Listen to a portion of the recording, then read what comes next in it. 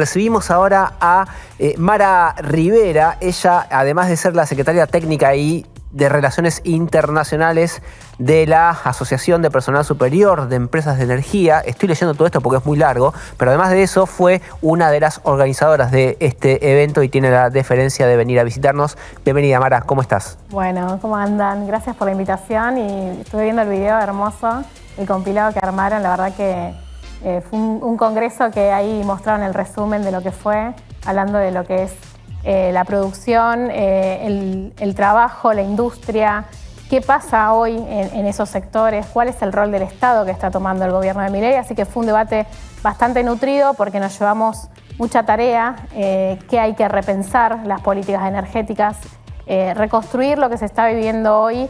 La verdad que va a ser bastante difícil, pero bueno, también hay que ponerse en cara a la realidad y ver cómo podemos reconstruir esta realidad que estamos viviendo ahora. Es interesante, lo pensaba mientras miraba el informe, que hoy es como una posición minoritaria en el debate esto de, bueno, busquemos sinergias con la industria, que no seamos un enclave de producción petrolera y de gas y nada más. Hoy cuando vos hablas esto con cualquier analista, te destaca las condiciones de Vaca Muerta y cuando tirás una segunda pregunta sobre lo demás, bueno, sí, armar algún entramado productivo que abastezca a esta industria, pero hasta ahí llegamos. ¿Qué otro camino hay como para aprovechar ese recurso? Teniendo en cuenta también que venimos ya de años y años en los cuales pasamos de un déficit energético importante a un abastecimiento que se fue logrando con mucho esfuerzo también. Sí, yo creo que primero es plantar qué proyecto de país tenemos para pensar la pregunta, porque es muy importante, digamos, hablar de la energía eléctrica como el rol estratégico que tiene para nuestra nación, el servicio. Yo recién escuchaba al invitado anterior y creo que la energía y el agua tienen que estar como prioritarios en primer lugar. Entonces, primero, para pensar eso, qué proyecto de país tenemos, como para ver también cómo pasa hoy, que en la industria no se está apostando en la industria argentina, vemos lo que pasa en Tierra del Fuego, y un poco también el Congreso se pensó antes de las posturas que están hoy políticas, avasallando los derechos de las fábricas en Tierra del Fuego, y justo se da el Congreso en este marco, y bueno, y repensar eso, qué hay como Estado, si estamos hablando de un Estado presente. No nos olvidemos que la energía eléctrica en nuestro país está privatizada hace más de 30 años, entonces queremos empresas privadas, queremos empresas estatales.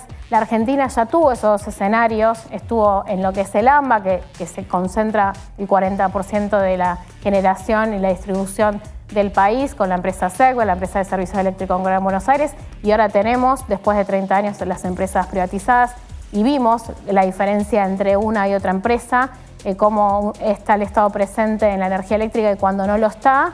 Entonces, bueno, creo que desde la construcción del pasado tenemos para proyectar futuro, pero con qué tipo de gobiernos lo podemos proyectar. Eso es una...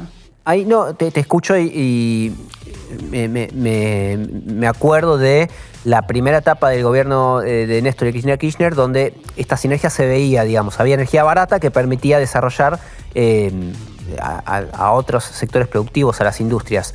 Eso no terminó bien porque la cuenta de subsidios se fue agrandando demasiado y se fue haciendo insostenible, mientras que el abastecimiento también se fue perdiendo porque faltaban inversiones para seguir poniendo en marcha toda esa mayor cantidad de energía que se necesitaba. ¿Qué falló ahí o qué otra vuelta se le puede dar para no volver a repetir eventualmente aquellos errores? Sí, primero siempre la pregunta fue por qué no reestatizamos en ese momento. Ajá. Y también hay una lógica de que cuando se privatizan las empresas en los años 90 se genera el ente regulador. Obviamente ante una regulación privatizadora, que la quita de concesión no es fácil, digamos. Para quitar la concesión vas a un juicio internacional, porque en ese momento eran empresas internacionales, entonces un costo muy alto. Y después la otra cuestión de cómo estaban las empresas en ese momento, o sea, cuánta plata había que reinvertir, por eso se hizo un plan de subsidios. La revisión tarifaria integral existe hace muchos años. El tema es el rol que tiene el ente, que es el ENRE, que no tiene forma, porque se creó la privatización y está pensada para favorecer al sector privado, a estas empresas que vienen a hacer negocio con la energía eléctrica.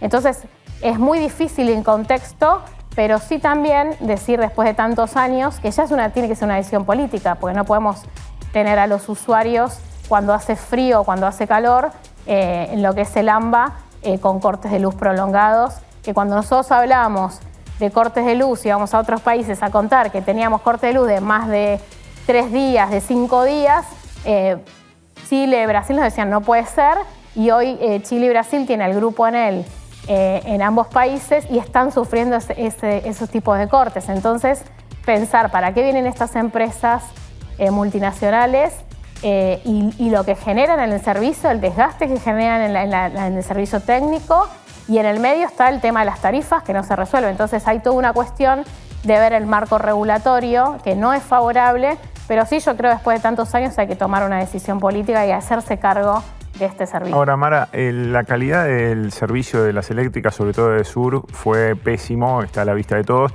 Pero cuando vos hablas también con las empresas, ellos te dicen, bueno, en algún momento lo que salía un café era lo mismo que pagaba una persona por la factura de luz de todo un mes. Entonces es difícil con lo que sale un café sostener una red eléctrica, inversiones, ampliación. ¿No hubo un error ahí también en pisar la tarifa como se la pisó durante tantos años? No digo al principio en la salida de la crisis de la convertibilidad, sino muchos años después. Sí, se la pisó y además el gobierno puso plata, porque no solo es pisar una tarifa, sino que el gobierno le entregó a través de los subsidios plata a esas empresas. El problema es que esas empresas no invirtieron nunca en el servicio. Y lo vemos claro en Edesur. ¿Por qué? Porque en Edenor hubo cambios. Ahora tenemos Vila Manzano, que es el que compró. El accionista, sí. Exactamente. Entonces, hay una cuestión de que sí, la tarifa puede ser baja, pero también el Estado puso plata en esas empresas.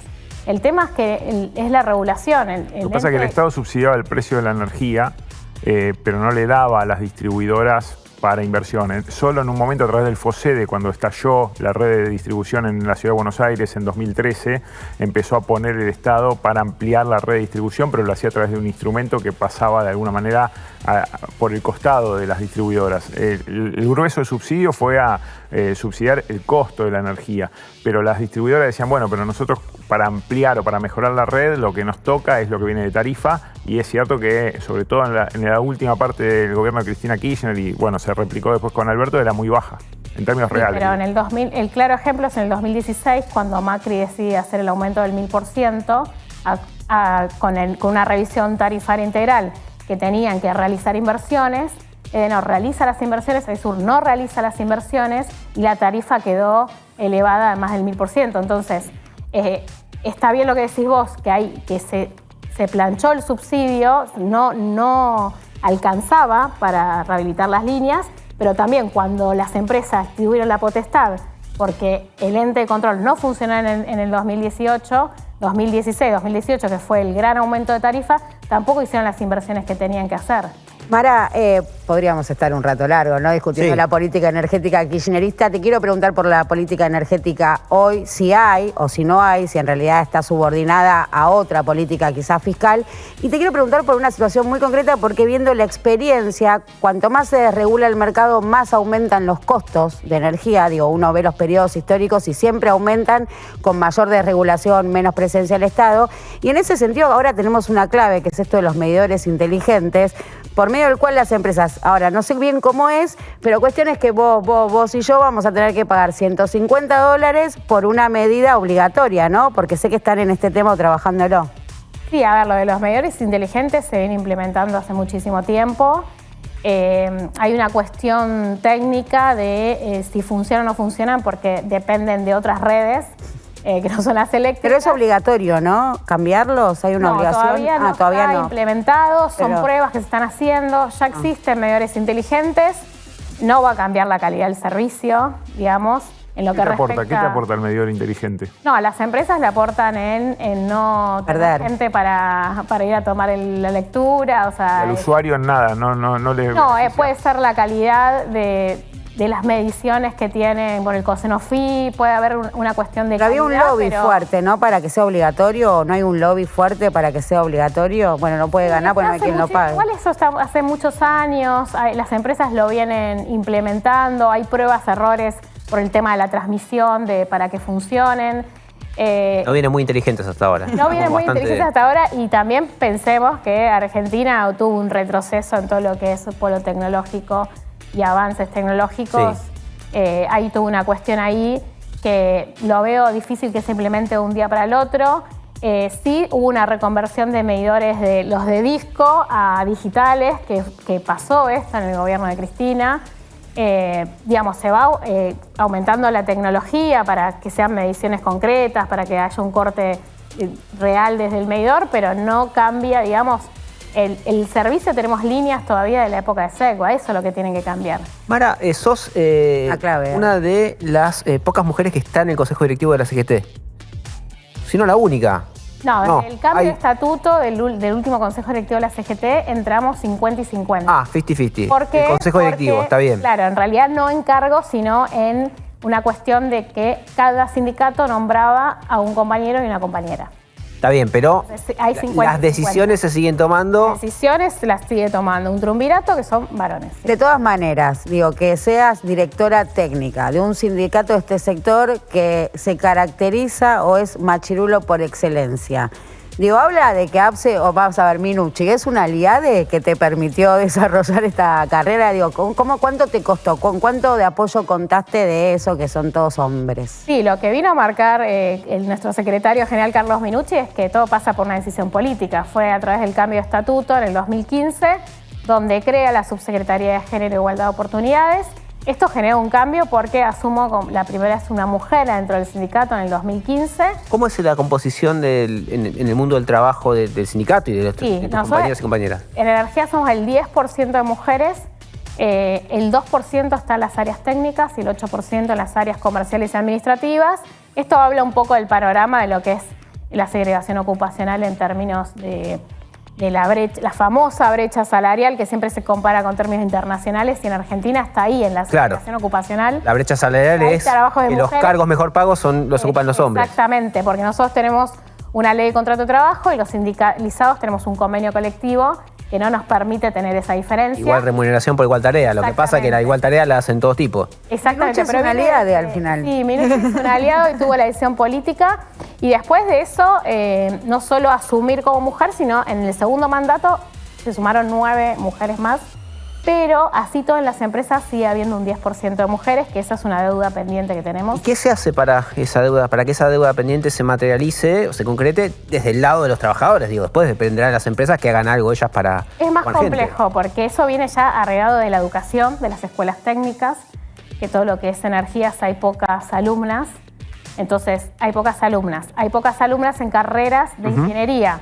De un 9% que se inscriben, se reciben el 1%. Entonces, ante estos bajos porcentajes, cuando las empresas te dicen, sí, tráeme currículum, yo no tengo problema en tomar una mujer, no tenés currículum. Vamos a buscar profesionales y hay pocos. Entonces, es un problema de la educación, que tenemos que hacer es cultural el tema. Entonces, nosotros vamos a dar charlas a escuelas técnicas. De hecho, lo puede contar Luque, vinieron a escuelas técnicas al Congreso, tratamos de incluir las escuelas técnicas, que es el gran semillero que tenemos.